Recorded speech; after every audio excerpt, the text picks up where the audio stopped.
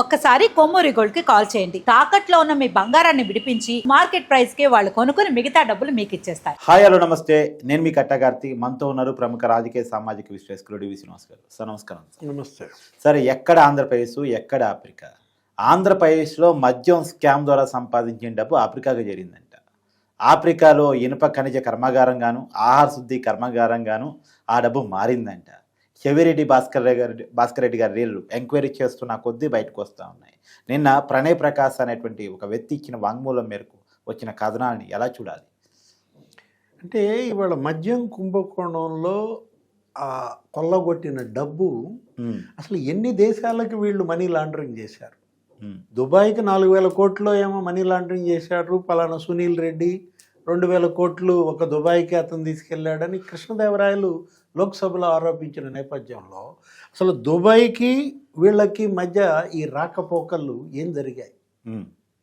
YSR Congress party నాయకులు, ఆ ఎంపీలు లేకపోతే ఎమ్మెల్యేలు లేదు మంత్రులు దుబాయ్ పదే పదే రావడం వెనక ఏం జరిగింది? అసలు నోట్ల కట్టలు ఎన్ని వెళ్ళాయి, బంగారం ఎంత దిగుమతి అయింది, వీటన్నిటిపైన కూడా ఇవాళ సిట్ దర్యాప్తు చేస్తున్న దాంట్లో నీకు సంచలన విషయాలు ఇవి. ఇప్పుడు మీరు చెప్పింది ఏది, ఆ ప్రణయ్ ప్రకాష్ ఇచ్చినటువంటి 164 వాంగ్మూలం మేజిస్ట్రేట్ దగ్గర చెవిరెడ్డి భాస్కర్ రెడ్డి అతని కొడుకు మహిత్ రెడ్డి టాంజానియా వచ్చారని, తను వాళ్లతో 6 రోజులు గడిపానని, ఇది ప్రణయ్ ప్రకాష్ ఏమని చెప్తున్నాడు స్పష్టంగా, పలానా జింబాబ్వేలో టాంజానియాలో ఆ గోర్పడే అనే జియాలజిస్ట్ను పట్టుకుని మేమంతా అక్కడ తిరిగాం. అక్కడ ఇనుప ఖనిజం కర్మాగారం పెట్టడం, లేకపోతే అక్కడ ఏదో ఆహార శుద్ధి పరిశ్రమలు నెలకొల్పడం, నన్ను టాంజానియా ఇన్ఛార్జిగా నన్ను ఉండమన్నారని, నన్ను ఆ పరిశ్రమలో డైరెక్టర్ చేస్తానన్నారని ఎవరు చెప్పారు? ప్రణయ్ ప్రకాష్.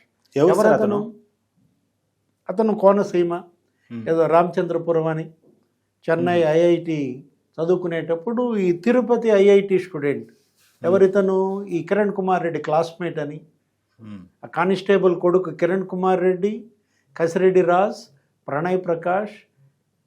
ఏంటి కసిరెడ్డి రాజ్ ఏమో కిరణ్ కుమార్ రెడ్డిని దించటం, కిరణ్ కుమార్ రెడ్డి మరి నాకు కూడా ఉద్యోగం ఇప్పించమని ప్రణయ్ ప్రకాష్ అడిగితే అతని విశాఖలో ఫీల్డ్ ఆపరేటింగ్ ఏజెన్సీలో పెట్టడం, ఆ తర్వాత అసలు కసిరెడ్డి రాజ్ ఈ గ్రౌండ్ ఫోర్స్ కింద తీసుకోవడం, ఈ డబ్బు హైదరాబాద్ నుంచి తాడేపల్లి ల్యాండ్ మార్క్ అపార్ట్మెంట్ తనే అద్దెకు తీసుకున్నానని ప్రణయ్ ప్రకాష్ 312 అనేటటువంటి అపార్ట్మెంట్ అతను తీసుకోవటం, ప్రణయ్ ప్రకాష్ దాని రెండే తీసుకున్నాడు. దాంట్లో మరి అతను ఇచ్చిన వాంగ్మూలం స్పష్టంగా అతను పేర్కొన్నాడు అనమాట. ఏది, ఏపీ మరి 03 BF 0099 ఎవరి వాహనం అది? ఆ వాహనం పదే పదే వచ్చేది, దానిలో అట్టపెట్టెలతో మేము నోట్ల కట్టలు పెట్టి పంపించేవాళ్ళం. అంటే అది చిత్తూరు రిజిస్ట్రేషన్ స్పష్టంగా కనపడుతుంది. ఏపీ 03 అంటే అవును, 0099 నంబర్ వాహనం. అది చెవిరెడ్డి భాస్కర్ రెడ్డిదా, మహిత్ రెడ్డిదా, మిథున్ రెడ్డిదా? ఇప్పుడు మిథున్ రెడ్డి అరెస్ట్ అనుకున్న నేపథ్యంలో మనకు ఒక్కసారిగా భాస్కర్ రెడ్డి అరెస్ట్ అయిన పరిస్థితి. అవును, భాస్కర్ రెడ్డిని అసలు బెంగళూరు ఎయిర్పోర్ట్లో గతంలో పట్టుకొచ్చారు. అవును, మహిత్ రెడ్డి మరి భాస్కర్ రెడ్డి అరెస్ట్ చేసి తిరుపతి తీసుకొస్తే అక్కడ సినిమా చేశాడు. 41A నోటీస్లో ఏమి ఇచ్చారు? అతను ఏమన్నాడు, దుబాయ్లో నా కొడుకు ఫ్రెండ్ పెళ్ళి వెళ్తున్నానన్నాడు. వెళ్తోంది దుబాయ్ కొడుకు ఫ్రెండ్ పెళ్ళికా, లేకపోతే అటు ఈ జింబాబ్వే లేకపోతే టాంజానియా సౌత్ ఆఫ్రికా వెళ్ళాడా లేదా? 6 రోజులు ప్రణయ్ ప్రకాష్ కలిసి తిరిగారా లేదా? అంటే వీళ్ళల్లో అసలు ఆ స్టీల్ ప్లాంట్ పెట్టే అంత డబ్బు ఎక్కడి నుంచి వచ్చింది? ఇప్పుడు ఆర్సిలార్ మెట్టల్ లేకపోతే జిందాల్ ఆ స్థాయికి వీళ్ళు వెళ్ళిపోయారా? అన్ని వేల కోట్లు లక్షల కోట్ల సంపద వీళ్ళ దగ్గర పోగైందా? మద్యం డబ్బు అసలు ఎన్ని రకాలుగా మనీ లాండరింగ్ జరిగింది, ఎన్ని రకాలుగా మనీ రూటింగ్ జరిగింది అనేది చూస్తుంటే. చంద్రగిరికి సంబంధించిన కాంగ్రెస్ ఇన్ఛార్జ్ సార్, చాలా కాలం చెవిరెడ్డి భాస్కర్ రెడ్డితో కలిసి పొలిటికల్గా ట్రావెల్ అయినటువంటి లోకేష్ రెడ్డి నా ఇంటర్వ్యూకి వచ్చి చెప్పాడు, చెవిరెడ్డి భాస్కర్ రెడ్డి ఒకప్పుడు ఒక middle class, above middle class, ఇవాళ కొన్ని వేల కోట్ల రూపాయలకి ఆసామి.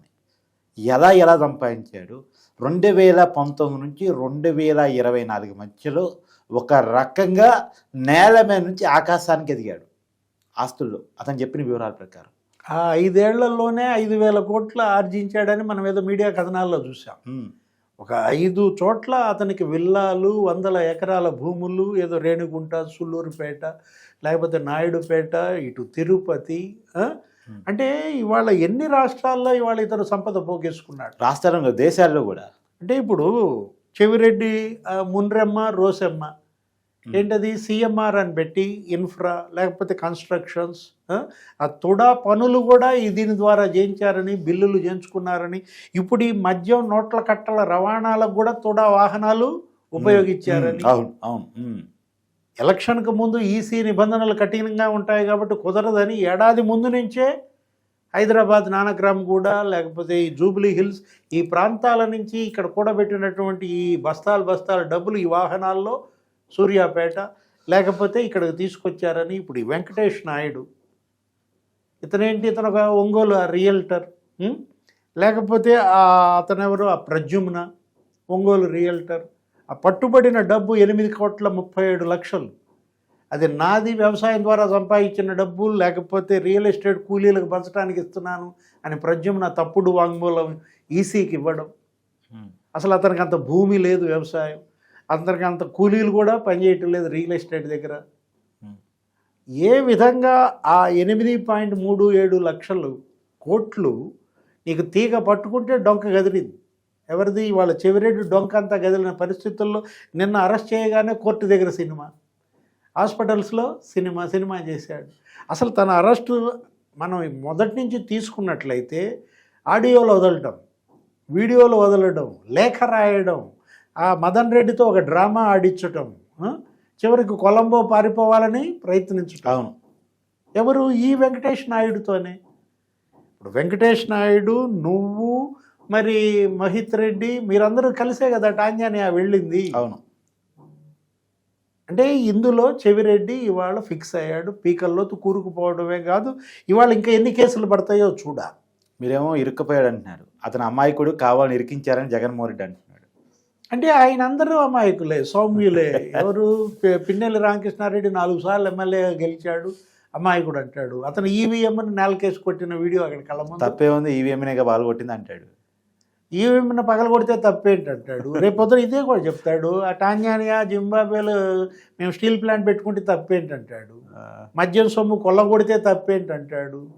అంటే చీప్ లిక్కర్ తయారీని కూడా అతను సమర్థించుకుంటున్న పరిస్థితుల్లో అతను దేన్నైనా సమర్థించుకుంటాడు, అసలు ఏ మాట అయినా అంటాడు. ఇప్పుడు కొడాలి నాని, లేకపోతే వంశీ, వాళ్ళు చేసిన నేరాలు, పాపాలు ఇవాళ ప్రజలు మీకు ఈ శిక్ష విధిస్తే ఇప్పటికి కూడా అది లేకపోగా వాళ్ళ యొక్క పరిరక్షకుడుగా ఇవాళ క్రిమినల్స్ మరేంటి పార్టీగా వైఎస్ఆర్ కాంగ్రెస్ పార్టీ. ఇప్పుడు ఒక గ్యాంగ్ లీడర్గా జగన్మోహన్ రెడ్డి వాళ్ళ ప్రజల్లో మరి ఈ పరిస్థితి తెచ్చుకున్నాడు. అయినా అతనిలో పరివర్తన లేకపోగా వీళ్ళందరికీ పరిరక్షకుడిగా మాట్లాడుతున్న నేపథ్యంలో ఇది ఒక చెవిరెడ్డి లేకపోతే టాంజానియా, జింబాబ్వే లింకులే కాదు. పెద్దిరెడ్డి రామచంద్రారెడ్డి ఎన్నికలకు ముందు ఫలితాలు వస్తున్న వేళ తన పిఎల్ఆర్ కన్స్ట్రక్షన్స్ తాలూకు పరికరాలు, ఆ టిప్పర్లు, ఆ వాహనాలు ఇవన్నీ కూడా ఆఫ్రికాకి పంపించారు షిప్స్ ద్వారా. అదేమంటే అక్కడ మాకు వ్యాపారాలు ఉన్నాయన్నారు.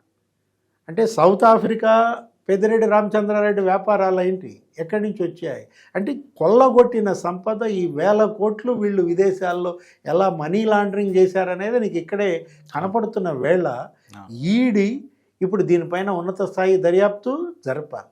ఈ టాంజానియా, ఈ జింబాబ్వే, చెవిరెడ్డి రిలేషన్స్ పైన ఇవాళ ఈడీ దర్యాప్తు జరిపితే తప్ప నీకు నిగ్గు తేలదు.